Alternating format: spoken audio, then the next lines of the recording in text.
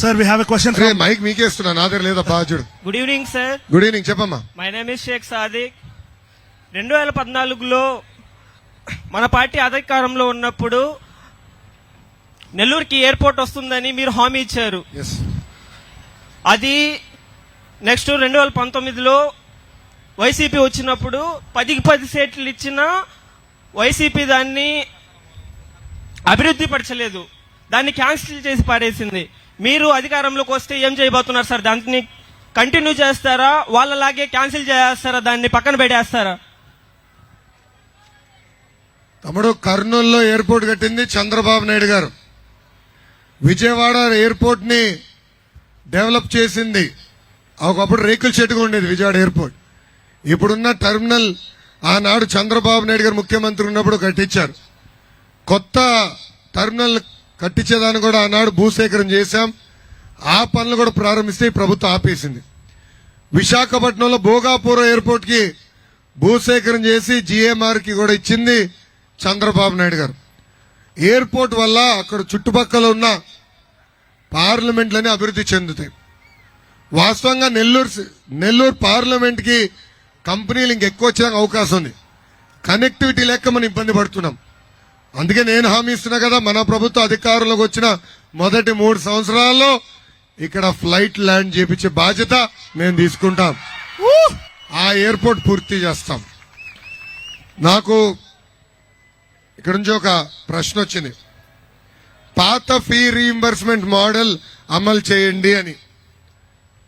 ఇప్పుడు ఈ విద్యా దీవెన, వసతి దీవెన తీసుకొచ్చి చదువుకున్న పిల్లల్ని బాగా ఇబ్బంది పెడుతున్నారు.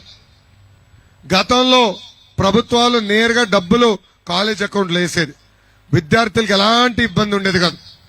ఇప్పుడు కావాలని ఈ విధానం తీసుకొచ్చి విద్యార్థులు చాలా ఇబ్బంది పడుతున్నారు. నేను పాదయాత్రలో మదన్పల్లి నియోజకవర్గంలో ఉన్నప్పుడు అక్కడ ఒక తండ్రిని కలిసాను. ఆర్టీసీ బస్ నుంచి ఆయన అరిసి, లోకేష్ గారు మిమ్మల్ని కలవాలన్నాడు. ఏంటబ్బా అని అడిగితే, ఇప్పుడే అప్పు చేసి 1,80,000 రూపాయలు ఫీజు కట్టి నేను మార్క్ లిస్ట్ ఇంటికి తీసుకెళ్తున్నాను. నాలాగా అనేక మంది ఇబ్బంది పడుతున్నారు, ఇది కరెక్ట్ కాదు, పాత విధానమే అమలు చేయండి అని చెప్పారు. మేనిఫెస్టోలో అది పెట్టాం. పాత ఫీ రీయింబర్స్మెంట్ మోడల్ మళ్ళీ అమలు చేసే బాధ్యత తెలుగుదేశం జనసేన ప్రభుత్వం తీసుకుంటుంది. We have a female audience అన్న, ఎవరన్నా ఫీమేల్ ఆడియన్స్ అట్ సైడ్ నుంచి ఇంతవరకు ఒక క్వశ్చన్ రాలేదు. Will take that. చెల్లి చెప్పమ్మా. మన ముస్లిం సోదరి ఎవరు ఉన్నారు ఇక్కడ? హలో హలో, సలాం అలైకుం సార్. వాలేకుం సలాం. అన్న, నాకు పవన్ కళ్యాణ్ గారు అంటే చాలా ఇష్టం. నాకు కూడా తెలుసు. అలానే టీడీపీ పార్టీ అంటే కూడా చాలా ఇష్టం. మీరిద్దరు కలిసి ఎన్నికల్లో రావడానికి కారణం ఏంటి? మీరు విడివిడిగా ఒక్కటే వస్తే ఓడిపోతారేమో ఏమైనా భయమా మీకు? సాలిడ్ క్వశ్చన్ చెల్లమ్మ.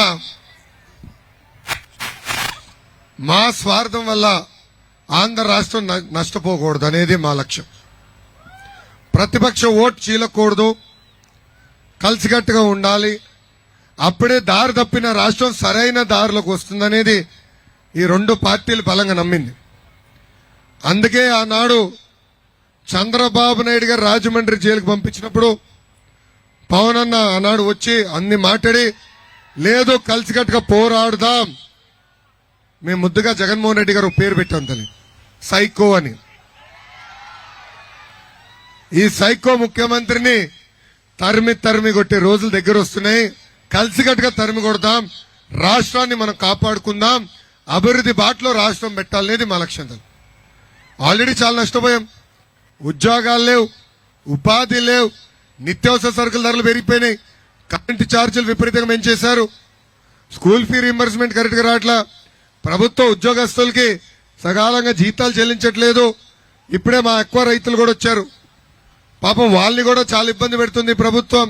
ఇట్లా ఎవరిని కదిలించినా వాళ్ళొక బాధ, ఆవేదన అనేది ఉంది. ఇది కరెక్ట్ కాదు. కలిసికట్టుగా పోరాడాలి, ఎప్పుడు లేని మెజార్టీ రావాలి, వైకాపాని భూస్థాపితం చేయాలనే లక్ష్యంతో మేము పొత్తు పెట్టుకున్నాం. Thank you. నాకే ఒక క్వశ్చన్ ఉందన్న, మీరు ఇప్పుడు అన్నారు ఇస్తాను చెప్పండి. సైకో కార్యకర్తలకు లేదమ్మా. దా.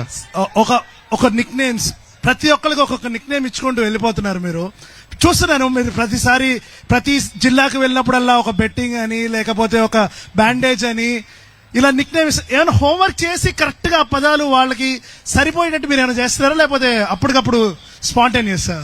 బాగా బెట్టింగ్ చేసే ఎమ్మెల్యేలు బెట్టింగ్ స్టార్ అంటాం. ఓకే. అరగంట వీడియోలు చేసే వాళ్ళు అరగంట స్టార్ అంటాం. ఓహో, గంట వీడియోలు చేసే వాళ్ళు గంట స్టార్ అంటాం. అంతే కదా. సో వాస్తవాలే చెప్పే కదా, నేను తప్పు చెప్పలేదు కదా. సో ఎక్కడికి వెళ్ళినా వాళ్ళు ఇక్కడ వైకాపా పార్టీ ఎమ్మెల్యేలు మంత్రులు చేస్తున్న అరాచకాల్ని ప్రజల్లోకి తీసుకెళ్లేదానికి లోకల్ గా ప్రజలే కొంతమంది ముద్దుగా పేర్లు పెట్టారు.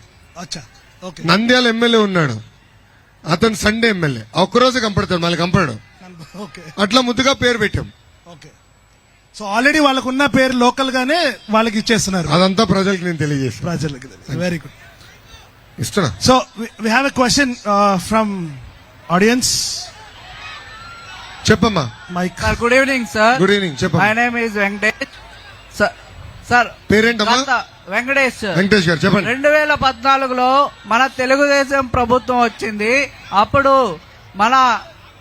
మన నెల్లూరు నగరంలో నారాయణ సార్ గారు ఉన్నప్పుడు డ్రైన్లు కానీ, పార్కులు కానీ, అలాగే టిట్కో ఇల్లులు కానీ ఇవన్నీ చేశారు.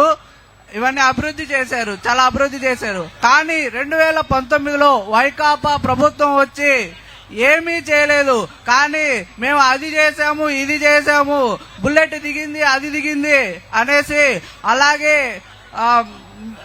ఇవన్నీ చెప్పుకుంటూ చాలా విర్రవీగుతున్నారు. కానీ మీరు ఇంత చేసి కూడా, నారాయణ సార్ ఇంత చేసి అభివృద్ధి చేశారు, కానీ మీరు దేనికి చెప్పుకోలేకపోతున్నారు? మీ లోపం ఏముంది? దానిలో లోపం ఏముంది? తమ్ముడు, ఆ లోపం గురించి చర్చించే ముందల నెల్లూరు ప్రజలు బుల్లెట్ బాగా దింపారబ్బా.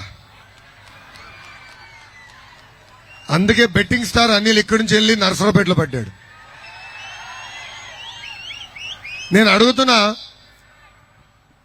ఒకరింటి చెత్త తీసుకెళ్లి ఇంకోరింటి ముందలేస్తే అది బంగారం అవుతుందా? బంగారం అవుతుందా? ముఖ్యమంత్రి గారే తేల్చి చెప్పేశాడు, ఇక్కడ నా ఎమ్మెల్యేగా పనికిరాడని. తీసుకెళ్లి ప్రమోషన్ ఇచ్చి ఎంపీగా అక్కడ పక్కనేస్తే ఎవరన్నా ప్రజలు నమ్ముతారా? చెత్తే కదా ఎక్కడున్నా. సో ఫస్ట్ అది గుర్తుపెట్టుకోవాలి.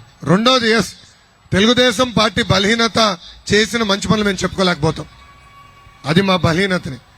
అసలు స్కిల్ డెవలప్మెంట్ లో ఇంత అద్భుతమైన పనులు చేసామనేది అధికారంలో ఉన్న నాకే తెలియదు.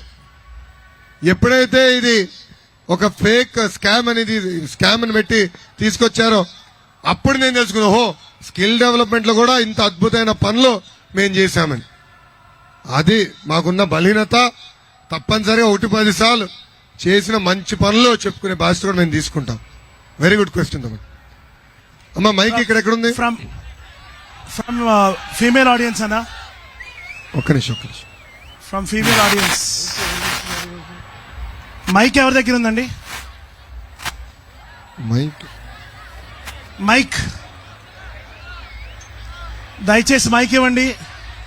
ఏం తమ్ముడు? ఇస్తా అందరికి ఇస్తున్నా. ఒక 2 నిమిషాలు.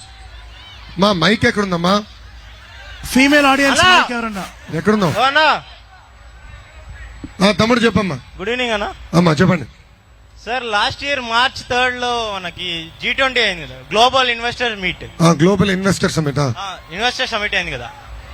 అప్పుడు ఇన్వెస్టర్స్ వచ్చారు కదా సార్, 13 లక్షల కోట్లు పెట్టుబడులు పెట్టారు కదా సార్. ఆ పెట్టుబడులు పెడితే మనకి ఇప్పుడు వరకు చాలా జాబ్స్ రావాలి, 20 లక్షల జాబ్స్ దాకా రావాలి. కానీ ఇప్పటికీ అందరినీ అడుగుతున్నాయి, ఎవరి దగ్గర కానీ అన్ఎంప్లాయ్మెంటే ఉంది. ఆంధ్ర మొత్తం అన్ఎంప్లాయ్మెంటే ఉంది. ఇప్పుడు ఆ 20 లక్షల జాబ్స్ ఎక్కడ ఉన్నాయి? అసలు పెట్టుబడులు పెట్టినవి ఎక్కడ ఉన్నాయి? అసలు వచ్చాయా లేవా? అది న్యూస్ వరకే వచ్చింది, న్యూస్ తోనే పోతుందా? తమ్ముడు, మనకి కోడిగుడ్డు మంత్రి ఉన్నాడు, అమర్నాథ్. ఇండస్ట్రీస్ ఐటీ శాఖ మంత్రిని కంపెనీలు ఎప్పుడు వస్తాయబ్బా అని అడిగితే కోడి ముందలొచ్చిందా గుడ్డు ముందలొచ్చిందా అంటాడు. అవును.